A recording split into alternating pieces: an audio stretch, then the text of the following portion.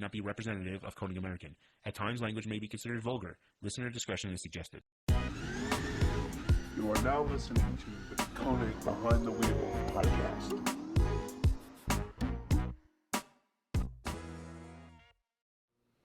What's going on? Welcome back to another episode of the Wheel Wednesday Behind the Wheel podcast. I'm Scott from KONIG, Jared from KONIG. Got a good one today, but I want to tell you right now, before we even get into this, we are going to be talking about a giveaway. We told you that this is the place here on YouTube, on our YouTube channel, where you would find the next giveaway, and that is no different. We have a really good one. We're going to explain the whole thing, so make sure you stay tuned. We're going to go through it all. Free set of wheels. Free. It could be if you had done your job and got over here and subscribed. There you go. Which brings me up to a good point. If you wouldn't mind hitting that subscribe button right now. Turn those notifications on so you know whenever we release a new video. Pretty much. So that's it. So listen, today we have one of my favorite people in drift. AleC Robbins is with us. He's a super cool guy, super family oriented. You've seen him on. We had a podcast with him from SEMA 2 years ago, because remember last year SEMA, that whole thing didn't really happen, pandemic, cough and sneeze and stuff. So this year we have AleC with us. Let's get him in. Let's just go right into it. Let's do it. AleC, what's going on? Hey, how's it going? Oh, it's pretty good. Yeah. How about you? Good, really good. Been a pretty chill summer here. Yeah. How is the beginning of your second season doing? Good. So far it's been really good. We first round went pretty good. We ended up going out in top 32, but the car worked, everything was held together, so nothing too crazy. And then second round down in Orlando, we made it to top 16.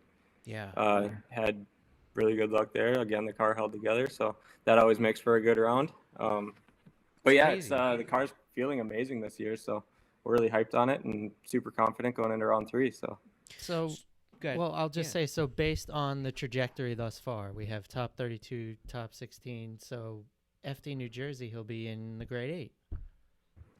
Or he could win. No, we're going farther than that. Or he could win. Yeah. Well, So delivery this year is on point. You like it? Oh, it's sick. Yeah, I love it too. It's super cool too. The people who do it down in the city is Auto Trimmers.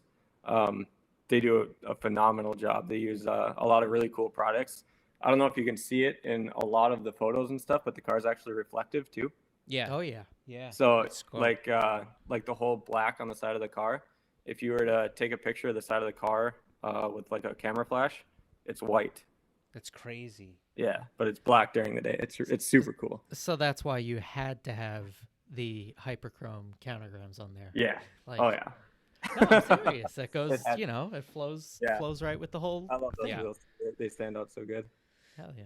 Delivery is so unique, I think, Yeah, from much different than kind of the standard lines and things like that. It kind of goes against the grain, and yeah, I love it. Yeah, it looks great. So your progression, your rookie year was like no other rookie year that any rookie had ever faced in the history of Formula Drift. And I'm not exaggerating. That's real. That's a fact. Yeah, it was wild. The 4 rounds and the whole pandemic and no fans, and it was a weird way to start. So right off the bat, have you noticed a major difference in the pace, the organization, running the regular schedule this year compared to what you had to go through last year? It's actually, for a lot of the rounds, it's a little more chill this year. Last year, having Pro 1, because there was only 4 rounds, and they were all Pro 1 and Pro 2. Yeah. And double headers. So it was a lot packed into a weekend. Yeah. So this year it's being 8 rounds. It's actually kind of more chill. A little bit more time in the pits to hang out and get everything ready and things like that. So it's funny. I don't think people realize how much extra wear is put on the car when you Yeah. do what you did last year. Right. Yeah, I mean, between rounds, we always, do all the fluid changes. We do oil change and transmission, diff, all that stuff. And then basically you have to go over the entire car because these are all, they've got solid motor mounts and they're wild cars. So you got to check every nut and bolt and just spark plugs, things like that. There's a lot of maintenance that goes into it. And when you do a full day of top 32 driving after qualifying and all that stuff, and then you have to do that for a night and then do it again tomorrow. Yeah. There's a lot that goes into it. Yeah. And then, and that's if you don't break anything. Right. We had nights where we had the clutch out, we had the transmission off, things like that. And yeah, it gets to be a pretty exhausting weekend. Well, and that's the thing. Like, people don't understand. Like you mentioned with solid mounts. I mean, there's so much harmonics and so much vibration that transmit. So when people hear things like, "Oh, every round we do a nut and bolt check," it's not just for safety. It's because things do back out. Yeah, you have to. Yeah. If you go a couple rounds without it, you have bolts that you have to replace because they're not there anymore. Just put some Loctite on it. You'll be fine. Right? Yeah. A Loctite, and a lot of the stuff is actually safety wired, Right. like they do on like airplanes and stuff like that, Yeah. just so that they can't come off. Right. So yeah. Well, which is cool on things like, two-piece rotors and stuff like that. But, like, you can't do that for every suspension part, especially when Right. you know that you're going to have a case where you may have a 5-minute thing to Exactly, reassemble and you a don't whole want to be corner. cutting safety wires off. Oh, jeez. So AleC, I want to get into the giveaway real quick before we get too far down the rabbit hole. So here's the deal. You don't know why Mark Zuckerberg personally took away your Facebook page. yeah, he came in there by himself, looked us up, and said unpublished. Unpublished. So AleC reached out to us and he said, "Hey, look, not sure what happened. We lost our Facebook page. We would like to get it up and running by FD New Jersey." Sounds reasonable. And so we decided, hey, we're due for a giveaway. Let's do one, right? Yeah. And we titled this one "The Robbins Got Robbed Giveaway," and It's got a ring to it. it does. It does. So I want to tell people what they have to do to get entered into this giveaway. The first thing you have to do is we put a video up on our YouTube channel, and it has all the information about the giveaway. You have to go over there. You have to comment on that video, and you have to subscribe to our YouTube channel. Then, in that video, there is a link to AleC Robbins' new Facebook page.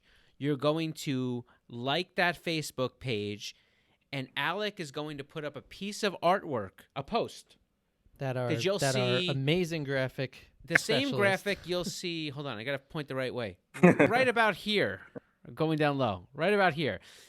And when that graphic is there, you'll see it, AleC's post. You're going to comment on that post with your favorite KONIG wheel model. And if you do those things at FD New Jersey, sometime during that weekend, AleC himself was going to go live on our channel and his channel, whether it be Facebook or Instagram, and we're going to select a winner. Seems easy enough. I think Yeah. so. So Definitely. we gotta get everybody back to liking AleC Robbins' page. That's what we're doing here. Now, for just out of curiosity, like, how many followers how many likes did you have at the time? I think we had around a little over 4,000. Okay. All right. So It wasn't We a are- huge following, right, we have but to. it was more than we have now. I think we have to get to 10,000. Oh yeah, I feel like we 5 have figures. Yeah, you have to. To. Have I think to. it's doable. We have to exceed it. So that's the giveaway. And you'll probably post periodically to your group. We're gonna post periodically to our group. We have about 2.5 weeks. 2 weeks. 2 weeks. Give or take. We have 2 weeks to FD New Jersey. It's going to be a good event. I was just looking at the schedule, it's a night one, so it's going to feel very Atlanta-ish. Oh man. Mm-hmm. Yeah. It's gonna be Yeah, good. I was actually watching your recap video, and one of the things that I thought was kind of interesting actually is that you said that the essentially rim lighting of the track was actually really distracting. Do you think that's going to be a factor again at FD New Jersey? Yeah, I wouldn't say it was like super distracting in like a negative way. It was more so the fact that all of our practice during the day didn't have any, and then our qualifying run was at night. Right. So it was just much different, and we didn't have any practice with the lighting and with the different, circumstances being from a day track to a night. So mostly the fact that once we get some practice under it, I think it'll be good. Well, It definitely looks cool. You've done Atlanta multiple times. Yep. This may be your second pro season, but you were in formerly Pro 2 for a few seasons, Yep. and you even campaigned a 350Z. So you're not new to Atlanta, Nope. which is good. We've been there a few times. Plus, we've done grid life down there and stuff like that. So Right. Atlanta's a good time. Do night events change things up as far as depth perception and stuff for you in general as a driver? Yeah, it's not super bad, but it definitely changes. The grip of the track changes, and it changes a lot of like your kind of visual cues on when you do things. So like coming by inner clips, and a lot of times you're riding in the outer zones, but you're not looking backwards. You're taking visual cues in front of you. And so sometimes once the lights go away, that stuff's not there anymore. So that kind of makes things difficult. Does the smoke line change day and night or not really? Yeah, it definitely does. I think it's depending. I guess it depends. But for the most part, I think it's easier to see at night through the smoke trail because lights are easier to see. You can see taillights, and that's kind of what you go off of. Right. That makes So, sense. yeah. Yeah, that does make a lot of sense. Tell me the biggest change you've seen coming from Pro 2 to Pro as a rookie, and then kind of the transition, especially in the off season, from your first year as pro to now not a rookie anymore. Yeah.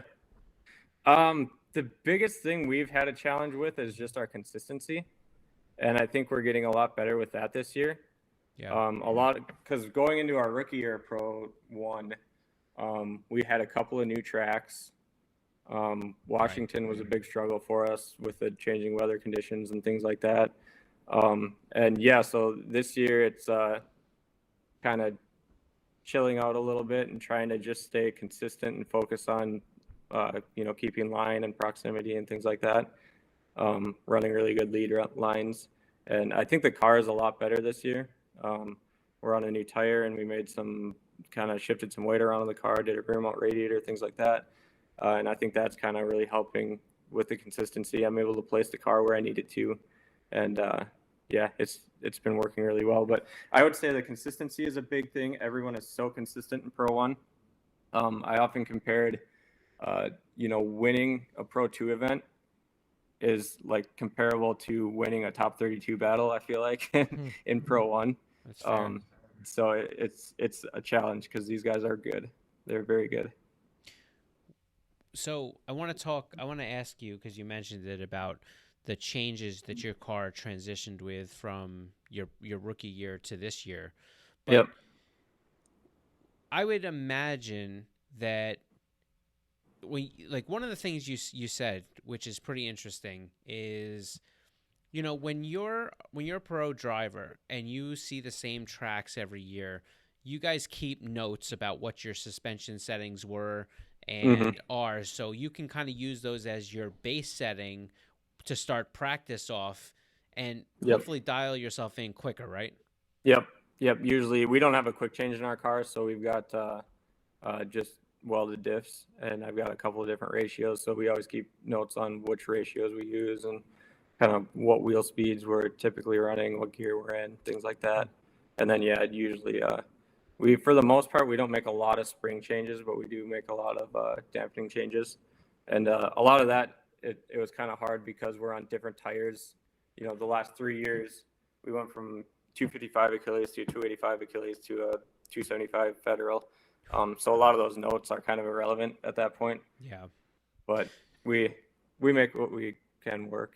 Do you make a lot of toe and maybe camber adjustments or caster adjustments? Yep, a lot of that with mostly just toe.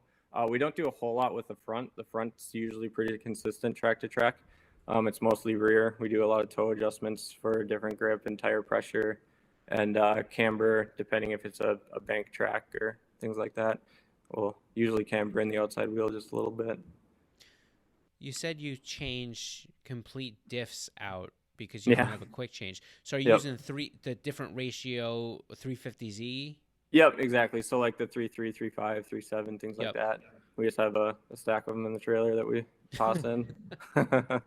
Well, at least on that car, when you start removing a lot of the stuff that would have come on the car, like a street car, it's not that hard to get the diff down. No, I mean, our exhaust is pretty short. For FD rules, you have to have it past the axle. Right. So ours ends pretty much right at the axle. And so you just have to kind of drop the exhaust down just a little bit. And then, it's really only like 3-4 bolts, and then the axle bolts. The axle bolts are probably the worst part of it. Yeah. Yep. I'm surprised, like, they couldn't come up, like, with a different type of retention system for those axles so that you don't have to nut and bolt it through. Well, actually, so it's weird because, like, I don't know, there's probably a few 350Z people watching, but so, like, throughout the years, they had different types. They had nut and bolt ones, and then they had some that were threaded in the diff flange, and then some that were threaded axles. Right. So you could have just single bolts, or you could have nut and bolt, or it switches. So like when you buy axles, you gotta watch that. Right now I'm using the ones that they're threaded in the axle, so you gotta get behind like by the diff and then thread them out of the axle. Yeah. But my guys were just saying we should switch back to the nut and bolt style because I think that would be easier because then we can spin it with an impact from the outside and just get a wrench in there. So we're probably gonna end up switching that. Which I think we can just drill the threads out of the axle and it'll be fine. So. Oh, definitely, right? Yeah. That's the only difference. Yeah. Right. Yeah. Oh, that's cool. So, yeah, the little differences. What were we going to come back to? We just said we were talking about the giveaway, or is that too? No, that's too far. You're way there. Way too far back. So the transition the car made. Yeah.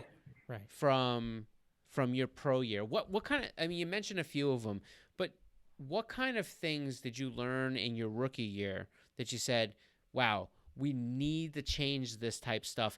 Because you made a big improvement on the car from pro. Well, you know what I'm going to say, but from Pro 2 to Pro, what things did you find still weren't up to snuff?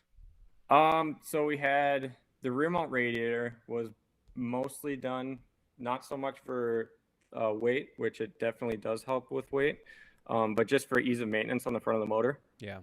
Anytime we had belt issues, we're running a big supercharger on that LS, so any belt issues, if we had to change anything up there, or just really any maintenance on the motor, it's so easy now that there's nothing up front. Oh, man. And you can, you can, like, before, if we had like a serpentine belt go on the supercharger, I'm not sure that we could have gotten it done in 5 minutes. Yeah. Whereas now it's like a couple-minute job and everything's done. And you can, if you got a leak, if you got, wiring issues, everything is accessible now. So yeah, that ease of maintenance was a big thing. Spare parts and, getting everything together. Even things like trailer organization, having walls on the trailer with all of the parts laid out that you might need. And it's just, there's a lot of little things that you don't think about. You can't take that stuff for granted. No, I would never have thought of that. Yeah. How valuable being organized when it comes to like trailers and parts and things. Yep, having spare parts. Yeah, there's a lot of stuff that you So- got to keep track of. Rad Dan to me is a perfect example of this. If you ever see Rad Dan's trailer, he's got like this grid wall system on like the left and right, where he actually has all his replacement parts for each corner zip tied to this rack, so that when he blows apart a corner, he can grab that rack, bring it all over, just cut the zip ties, and start getting the parts on the car. Oh, wow. Because you got to remember, like he said, like you may have 5 minutes to fix a whole corner. Yeah, and you don't want to be digging through bins and trying to dig parts out. So yeah, it's wild. Spare parts is a big thing that people don't quite get a back end look at. Yeah. Because spare parts can make or break your event, right? You don't have them, you Pun can't get going intended. again. I What's said that? pun intended. Spare Right. parts. break Yes. them. Yes.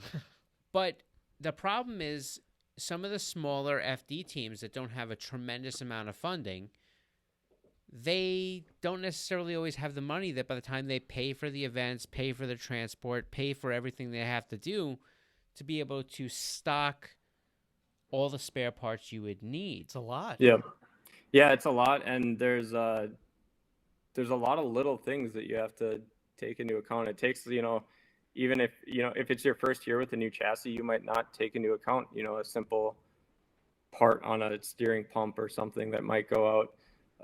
And so, yeah, just getting an account for everything and finding out what's going to fail, that kind of plays into it. And you can have such a small part that can end a weekend, like you said. It could be a little O-ring on something that just lets go and you don't have a spare. So what would you say your spare part inventory looks like now, year 2? So we had last year, we really didn't have a lot of spare suspension parts. We're gonna have a spare motor this year. This will be our first year with that. Built No, motor, no. or is it just like kind of refreshed stock? It'll be a short block, so Okay. just the guts of it. Got What it. we hopefully would need if anything happened. Luckily, we've been pretty good. We haven't had any big motor failures, so hopefully we won't need it, but it's there just in case. Right. But yeah, like it's a lot of the little things that you see fail that you wouldn't expect to fail. Like we've got whole kits of O-rings that could pretty much replace anything on the car. We've got spare hoses, spare fittings, and yeah, it's enough. Ideally you have enough to build a whole nother car if you have another chassis, Right. basically. But yeah, it's Take kind it of like after the F1 guys. yeah, right. It's you kind of have to pick and choose what you don't think is going to fail, or what seems safe enough that it's not going to get hit or broken, and kind of it's always a little bit of a gamble, but you gotta kind of guess what's going to work and what's not.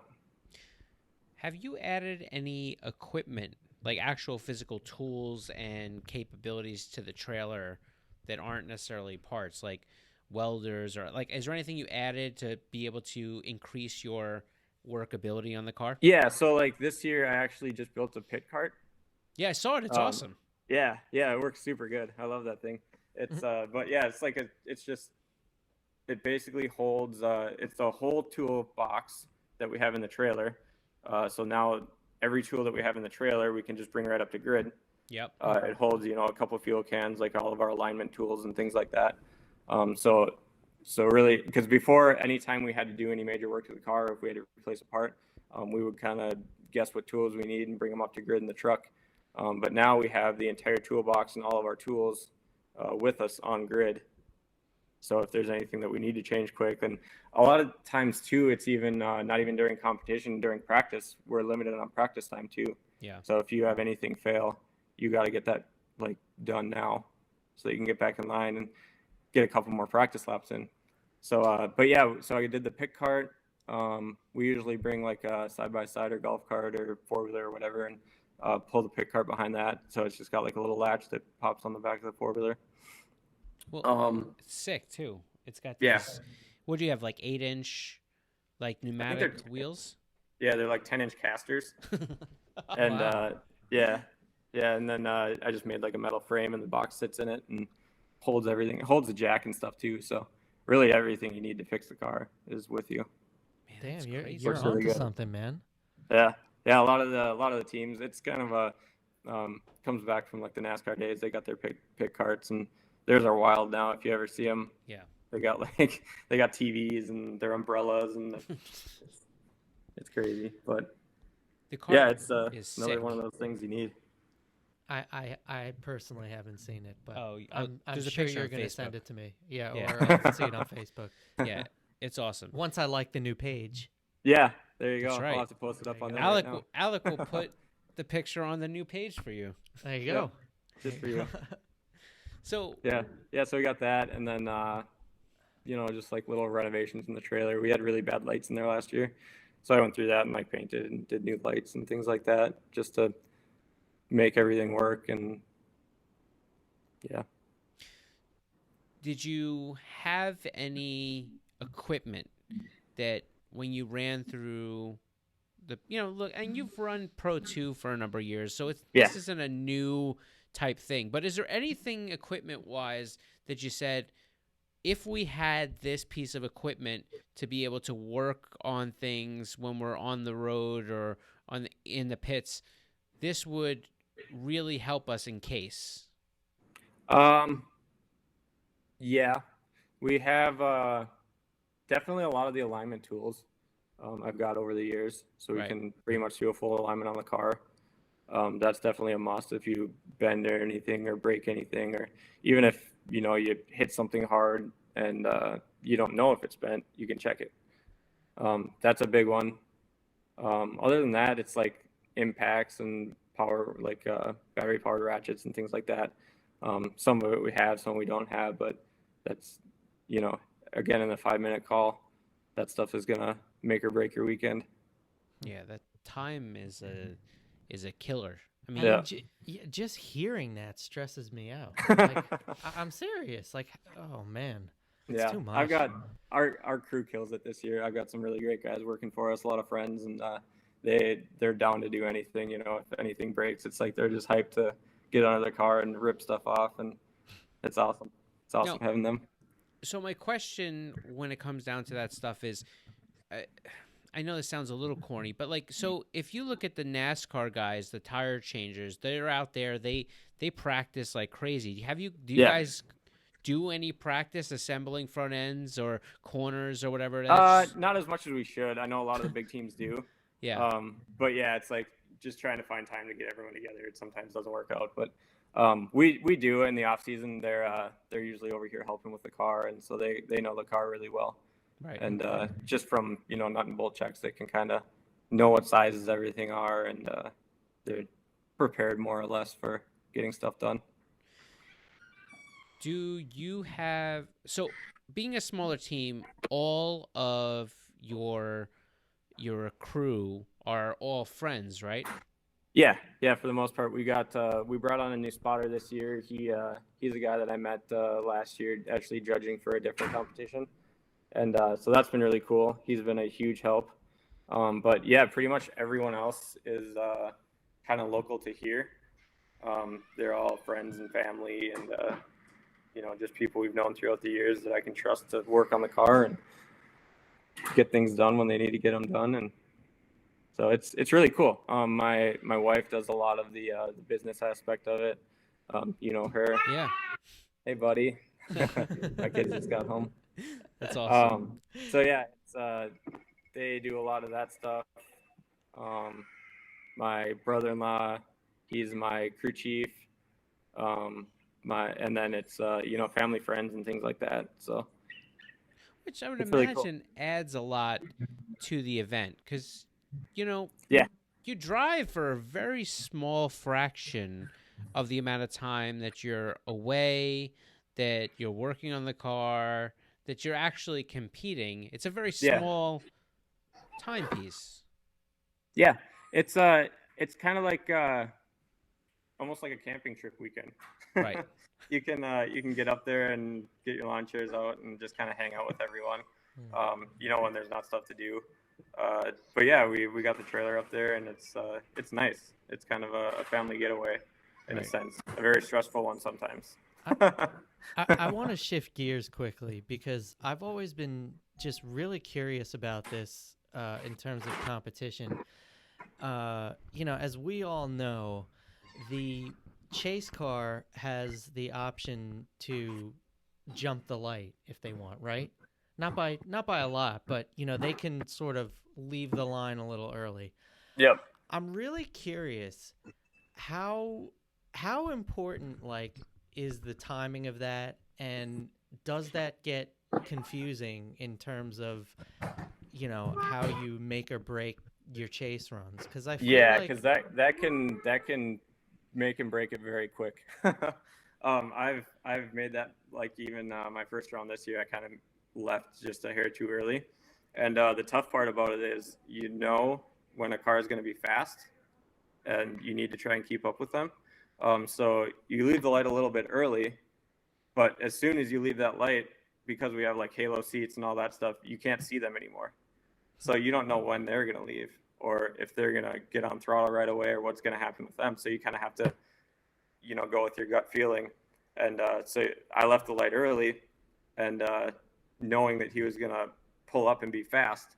And but like I said, as soon as you leave, you don't see them anymore. And if you wait until you can see them, by the time you see them, they're already flying by you, and it's way too late. So it's like you got to leave the line a little bit early, and then you just kind of have to get on it and hope that they are going to catch up and pass you. yeah, And yeah, because I just think about the battle with Odie at FD Orlando, and I couldn't help but think to myself, like, man, he must have gotten so tripped up, because Yeah. I feel like if you timed it right, you would have had a really good shot chasing him.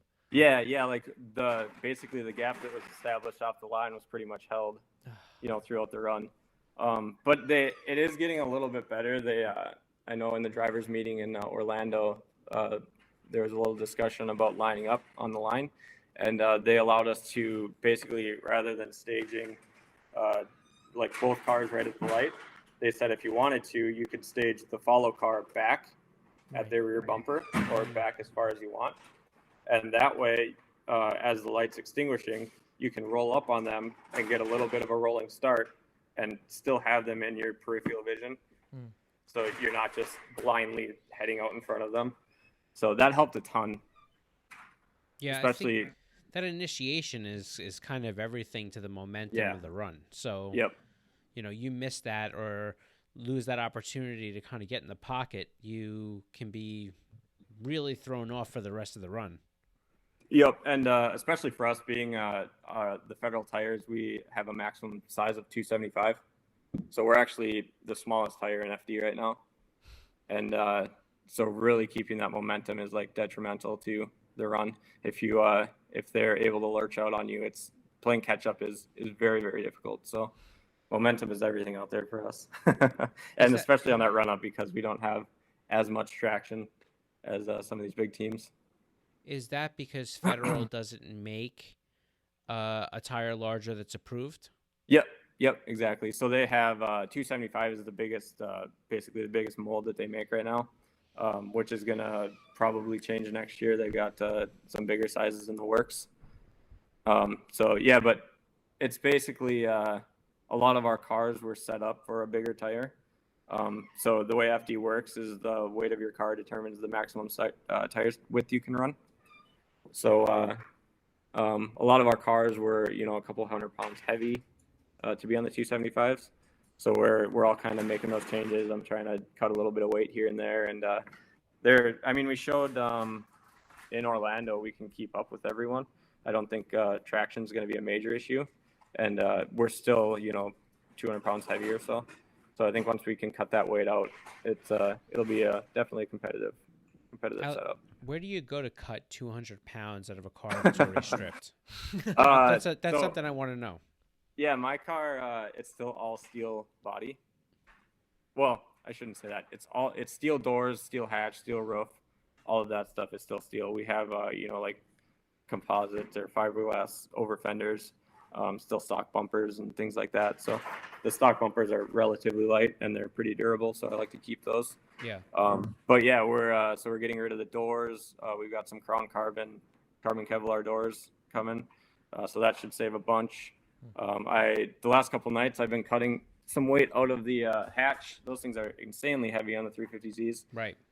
So yeah, I've been cutting a bunch of metal out of that to see how light we can get that. And then eventually I'd like to do a carbon hatch. But yeah, so it's little things like that. A lot of the braces and things like the Zs have a ton of bracing underneath the cars, subframe braces and things like that. A lot of those just we take off with the full cage and everything. You really don't need a lot of that. But Right. Yeah, there's definitely a lot of weight that can be cut from those cars. I was gonna say, just make it into a convertible. Yeah, That'll right. save you a bunch of weight.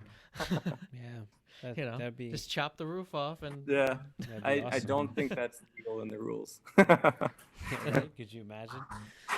Well, so you take all this weight out.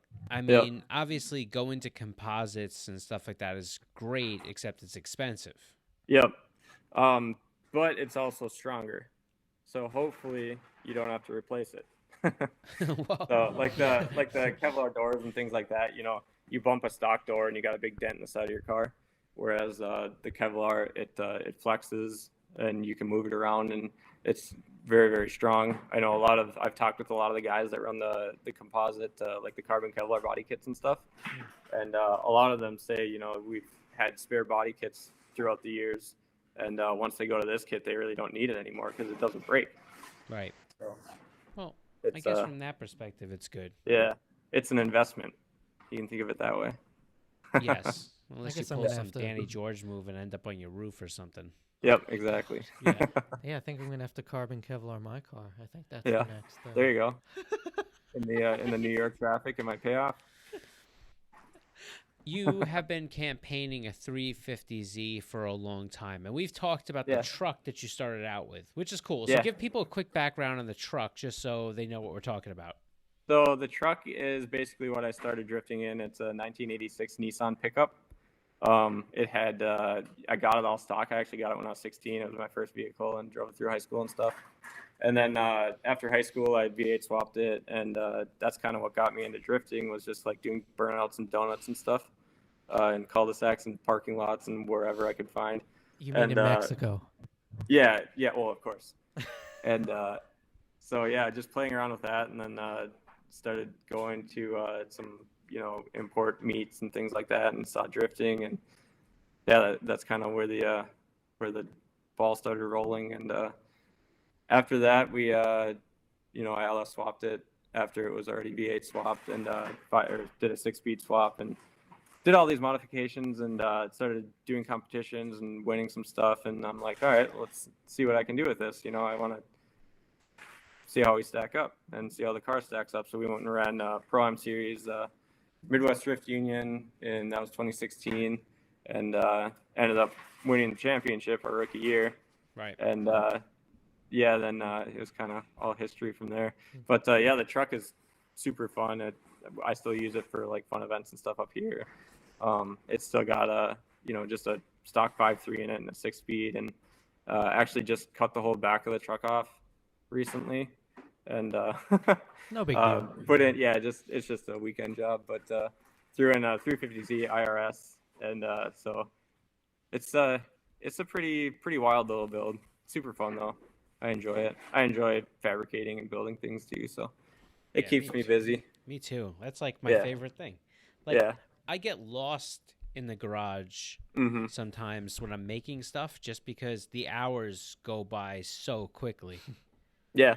Yeah, and a lot of people, especially in the drifting community, people always rag on people for overbuilding cars and doing all this crazy stuff, but sometimes that's the fun of it, it's the build and Yeah. playing with Legos, basically. Oh yeah, building useless stuff is pretty much where I live. Yeah. But Yeah. it's also exactly. an art. Well, I mean, let's Yeah. face it. It is, but- you can make some beautiful stuff. Yeah. well, Yep. somebody can make some beautiful stuff. I stick things together. Yeah, well, fair. Yeah. Yeah. So I think it's interesting though. So you first off, enlighten me. How do you keep a truck a pickup truck with that much power, how do you keep the rear end of it having enough weight so it doesn't just keep moving on you? Yeah. I don't know how it actually worked because it was like we had like when we ran through Pro-Am and stuff, we actually still had like it was still leaf spring suspension out back with like some adjustable shocks. And it wasn't even like stock leaf springs. It was something we kind of put together. Like we took multiple different leaf springs, like stacked them and clamped them and did different things with a panhard bar and like lowering blocks. And it was, yeah, it was weird, but it worked somehow. And it was like rear mounted radiator and the fuel cell was in the back and things like that. So we added weight back there. But yeah, it was fun. And Did you not decide to sell it and get, say, like an S13 or something like that for sentimental reasons? Like what? No, it sounds was like you basically, picked like- a very complicated vehicle to Right. compete in. Right, yeah, but like I didn't really build it to be a competition vehicle. It was kind of built, to have fun. And then it was there was always the option to get something else, but it's like money's always tight. Yeah. And like you look at the two and it's like you could buy an S chassis and do all the work to V8 swap it and do all this stuff, but then you've got a truck sitting there and it's V8 swapped and rear wheel drive and it's already got everything. Right. So Yeah. it was just kind of, it's like I basically just did what I had, Yeah. I mean, it makes sense. I didn't have the money to build a whole nother car and I didn't want to sell the truck. So it was just kind of like, well, I got this, let's use it. So speaking of building another car, Yeah. you run a 350Z now. You've campaigned a 350Z for every year that you've been as a pro driver. Yeah, the car's on its 4th season. So my question is, have you given thought to having to develop a new platform? Yeah, definitely have. Any It's thoughts what that might be? No, not really yet. It's kind of something that, when it happens, it's something that's just going to fall into place. Yeah. I don't intend to like go and buy a new chassis and like start doing a whole bunch of stuff to it before things, there's a set path and we know exactly what we're going to have and things like that. So there's a lot of things that really need to line up in order to make the FD season happen. Yeah. And I don't think we're quite in a place right now to jump into something else. But eventually it'll happen for sure. Obviously, like the Corvettes are really standing out. The new 400Z would be dope. Oh, well, okay, yes. Whoa. Right. I mean, I don't know that we know anything about the car except for otherwise what should be under the hood, but... Well, from what I've heard, it's mostly just a rebodied 370. So like a lot of the suspension components is 370Z. But I don't know anything for sure. That's just, I think I read it somewhere and who knows, but Yeah. It's all I mean- speculation right now. yep, exactly. The engine platform is going to be very good because it's the same one that Yeah. they're using in the Infinity right now, the Q50S, I believe. Yep. And I think that is similar to the GTRs.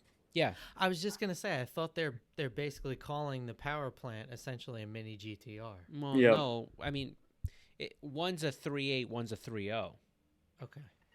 but Well, I'm sure- isn't the 400Z a 4-liter though?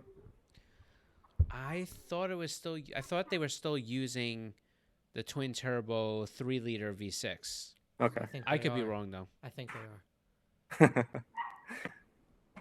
More I know. speculation. Yeah, for sure. I think it's one of those things, though, right? Because we're in that point where 350s have always been 3.5 liters, 370s have always been 3.7 liters, you Yep. know. But I think You this can't is go where back they. to 300Z. Yeah, right. I think this is where they start to depart from it. Yeah. Yep. Exactly. But You mentioned Corvette and obviously 400Z, and I think that would be awesome. But we know that Yep. those cars are going to have some price tags. If there anything in a reasonable price tag, any platforms that interest you, maybe you're not thinking about building them, but you could see if the cards aligned in the right way, them being viable platforms for you to move on to. yes and no. I mean, the really the one that pops out to me is just the Corvettes, the C5s and C6s. Yeah. But yeah, I don't know. There's not really a whole ton out there. All the S chassis are kind of slowly fading away. Yeah, it's. I And mean, no diss to any S chassis guys, but I think it's time. yeah, I don't know. I think they should hold on to them. Those things are going to be worth the money. Well, not the ones that are drifting. Right? Yeah. They're destroyed. I think the majority of the people I know that I'm not talking about pro guys. I'm talking about like pro-am people that are running S chassis. They have done more tweaks and hacks to adjust the rear suspension because the subframes are destroyed. Yeah. Oh. They've been running 6 seasons on spare parts. And Right. I like the Corvette, but aren't you a little afraid by the torque tube thing to be able to change? You can. Stuff? So I think it was this year they added rules kind of pertaining to those. You can actually switch from a torque tube to like a standard style transmission. And drive shaft? Yep. So you can switch that, and then you can put a more standard style quick change in the rear. Right. So you can get rid of that, but a lot of guys haven't really been having issues with them. It's crazy. Other than, Does Field have his thing converted, or does he still use that torque tube? I think he still uses the torque tube. But if you lose a clutch, that's not a job that can remotely be done in a short period of time. Yeah. Yeah. Yeah, I mean, I don't know, I guess on that. That scares the crap out of me. Yeah, it can't be too. I mean, it's still pulling the transmission, but I think you just have to drop the whole rear subframe probably, and the whole transaxle, and then slide it back. They come. I think you have to take it down, the torque tube and the, that whole transmission rear thing down together. Yeah. Yep. That's hard to do when you're not on a lift. Right. Yeah. It's hard to do when you're on a lift. Right. So I don't know. Yeah. He doesn't It has come with its challenges, but he doesn't come with a spare car though. I feel like Matt Field? he doesn't bring both his cars. I think he's got 2 cars, but I think one's a street car. Yeah, I don't know. They're not. I think they're wrapped the same, but they're not both FD cars. Fair. So That would make sense. But So- yeah, I mean, I think every car comes with new challenges and new things you got to work around. But Yeah. it's not like a clutch isn't ever going to be a 5-minute job. So it's going to be Well, if you need to do a clutch, it's going to be a couple hours. So unless you're on Steph's team. right, yeah. He's Then the you only got person I know that a lot can probably throw a clutch through the driver's side window and Yeah, it'll go and- into the car. Yeah, those guys are. I think on a lot, pretty much all of his cars. I think they're doing motors in like under a half hour now. Jeez. I Yeah, mean, wild. he's something else though. Yeah, the engineer. When it comes to I talked about designing a car to be able to be worked on. He's a master at that. That's for sure. It's incredible. He has. I've picked more stuff up from him, over the course of just random watching his Instagram, his social, his YouTube channel. Right. I think then because you hear it and you're like, yeah, why didn't I think of that? Like, Right? Yeah. yeah. And it's great that he shares that knowledge too. Oh, A lot of I'm sure there's a lot of that knowledge that's been going around for a long time.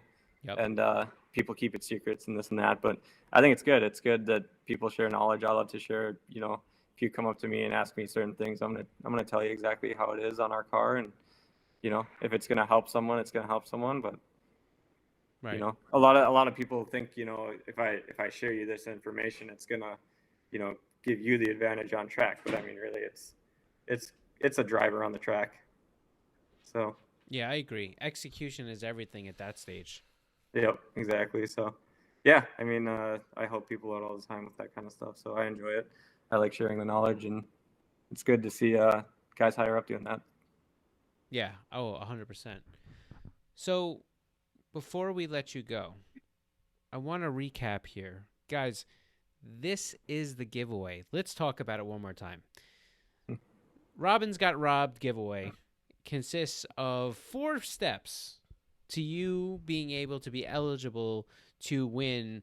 And we will do some sort of drawing June 19th, 2021. Saturday, right? Yeah. Yeah. Yes. Yes. Yeah. That's Saturday. So here's what we're going to do. Number one, you got to subscribe to our YouTube channel. If you're watching this, you're here now. Click the button. Let's get it over with. Number two, there is a video that's on our YouTube channel that talks about the giveaway. It's only a couple minutes long. Head over there and comment below on that video. Then, in that video, there's a description that has the link to AleC's Facebook page. You're going to new click it. Facebook page. Sure. new one. Well, the other one's not there. So Yeah. click it. It will take you there. You're going to like AleC's page, and AleC is going to put up a post that will already be there. Look for it. Scroll down on his page. Like some other stuff. You're already there. But you're going to click on the thing that looks like this, and you're going to comment your favorite KONIG wheel, and that will make you eligible. And somebody, whether it be from KONIG or AleC's crew, will reach out to you via Facebook, Right. and they will start the conversation to verify you have done all these things. And when that happens, we will get you out a set of wheels. Now, the same thing that I pointed out in the video that we made, this is open to continental U.S. only. Sorry, Canada. Like, we had to draw the line somewhere. We're doing this in a short order. But all the other details to this thing, they're on our YouTube channel. Just watch the video. And also, I would just add to that quickly and say, just please keep in mind that, with all the port congestion issues and things like that, we are happy to put a back order for you on a set of wheels if they're what you really want, but we would recommend that you try to choose wheels that we have in stock in a perfect world, That's fair. right? Yep. That's it. So that's it. That's AleC, all. anything else you'd like to add to the crew here? I don't think so. I think we Well, got it all. The good news is we will see AleC in just a couple weeks. He's heading out our way. He'll be in New Jersey, and we'll be able to catch up with him there. And that's when we're both going to do the live giveaway. So we will figure out how we're going to pick that. My guess is it's going to be a random scroll through AleC's comments, and he's going to pick Close somebody. your eyes, scroll through, and click. Yeah, we're going to you do go. something just like that, and we're going to contact that person. We will have it. We will go live on both Instagram and Facebook. AleC will be going live on his Facebook page. Yep. And what we'll do here, providing that we have enough cell phone service at the track, we're going to bring you this live drawing, and if not, we'll record it real quick, and we'll upload it from a Wawa or something. Yeah. Perfect. Yeah. So that's it. AleC, Cool. we're pumped to see you In person. in a couple weeks. Yeah. We're gonna, like you said, we're gonna go past that top 16. So. Damn right. We're going past the top 8 too. Great. Yeah. There you go. Yep. That's right. I was So just we're trying to make excited. a joke, but it wasn't funny. as per usual. Yeah. I was gonna say that, but that's it. All right, AleC. We will let you go. We Cool. appreciate your time as Yeah. always. Thank you guys. And it's gonna be great to see you. Win the event in Englishtown. Yeah. I'm excited. Awesome. All right, man. We'll catch up with you later. Cool. All right. Thanks, guys. See ya. So that's it. I mean, listen, Cool. We've told you there's going to be a giveaway. Yep. We said that it was going to be announced on our YouTube channel. We have done exactly that. If you missed this giveaway, you're not listening to what we're saying. We're saying it over and over again. We're saying, hey, look, there's going to be a giveaway. It's on our YouTube channel. I mean, it can't get any easier. So what I suggest is you tell your friends, get subscribed to our YouTube channel. It's something we're doing. We're putting out pieces of content every Friday. It's no different. This Friday there'll be a piece of content. We're also doing the podcast, which we do live. 3 p.m. 3 p.m. Eastern every Wednesday on our YouTube channel. In addition to that, if you want to come ask questions, hang out with us, you could do it on our YouTube channel, but you can also catch us at 2 p.m. Eastern every Wednesday on Instagram and Facebook. We go live. We answer all your questions, no matter what they are. We answer them. We even take some stupid ones. Yeah. Oh, yeah. Oh, yeah. But we're happy to answer any questions, and it's the one place you can catch us every week where you can ask any question that you possibly have in person and get a real in-person response. We don't dodge questions. We answer everything we can, and we're there to do it. So we're pumped. It was great to have AleC on. He's such a good guy. I've known him now for years, and it has just been an absolute pleasure. He's a family guy. He's got a great family. His wife's an absolute amazing person. And I look forward to meeting them. Yeah, and the fact that it becomes a family affair, it's something that I think a car guy that has kids, something really, I miss. My kids are not necessarily into cars like that, but it's cool to see AleC's kids that are. So that's it. We're going to get out of here. You're going to join this giveaway if you haven't already done so. Remember, limited time. This thing, we are doing the drawing, so I would imagine by you got to make sure you're there before the drawing. That's the deal. There you go. Right? So we're going to do the drawing on Saturday, June 19th, I believe is the date, live from Formula Drift, New Jersey. And if you're in New Jersey or if you come into FDNJ, swing by. We'll be displaying. We're going to be there. I will be there at some points. Jared will be there most of the weekend. For sure. Come by. Say hello. Hang out with us. If you want to bring us drinks. We don't need presents, but you want to bring drinks. You want to ask us questions. Right. That's a good place for it. Anyhow, thanks for tuning in. We will catch you back here next week. Take care.